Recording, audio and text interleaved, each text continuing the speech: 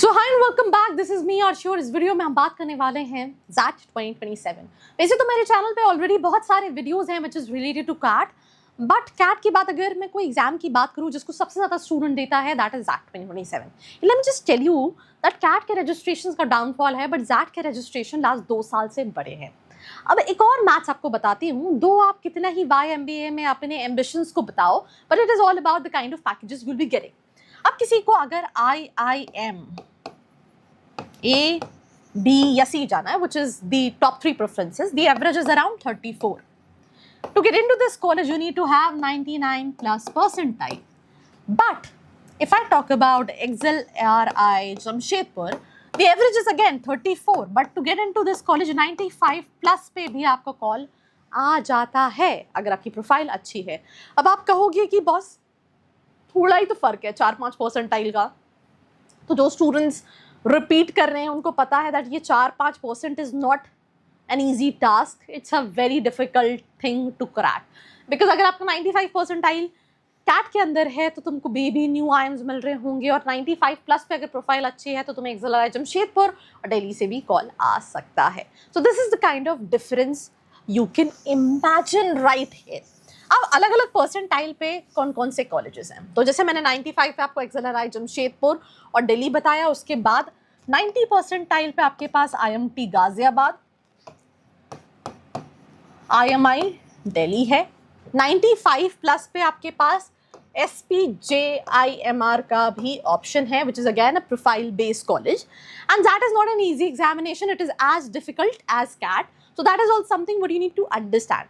इसके बाद भी बहुत सारे कॉलेजेस हैं, भले वो आप XIMB की बात करें या फिर तापमी की बात करें, माइका की बात करें या फिर इरमा की बात करें, और ये सारे कॉलेजेस जो मैं आपको बता रही हूँ, IMT Ghaziabad and IMI stands for around 90 percentile.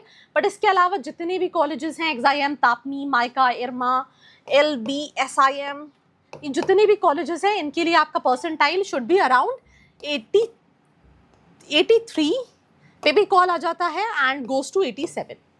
So these are the list of colleges. थोड़ा सा राइटिंग पे नहीं जाना है, बट फिर मैं कह रही हूँ IMT Ghaziabad, IMI Delhi is around 90.